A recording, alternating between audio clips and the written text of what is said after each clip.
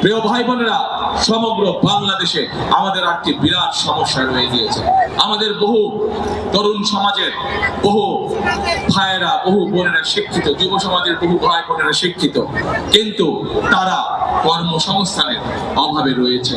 তাদের অনেকেরই কর্মসংস্থান নাই, এবং সেই জন্যই আমরা পরিকল্পনা গ্রহণ করেছি যে বিএনপি আগামী 12 তারিখে ইনশাআল্লাহ সরকার গঠন করলে আমরা প্রত্যেকটি জেলায়, এবং স্বাভাবিকভাবে ঢাকা যেহেতু বড় একটি শহর, ঢাকায় হয়তো প্রত্যেকটি এলাকায় অন্তত মিনিমাম একটির অধিক আমরা ভোকেশনাল ইনস্টিটিউট তৈরি করব, আমরা ট্রেনিং সেন্টার তৈরি করব, আমরা আইটিতে যারা কাজ করে তাদেরকে বিভিন্ন প্রকার ট্রেনিং এর আমরা ব্যবস্থা করব।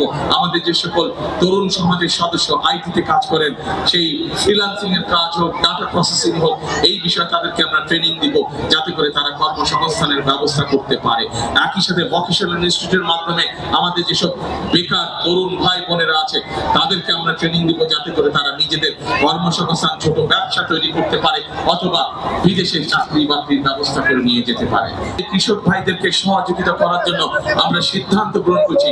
এখানে বহু ভাই বোন উপস্থিত আছেন যাদের পরিবারের কেউ না কেউ কোনো না কোনো গ্রামে বাস করছেন এবং কৃষি কার্যের সাথে জড়িত আছেন, না এরকম অনেকে বিভিন্ন ভাবে কৃষি কার্যের সাথে জড়িত।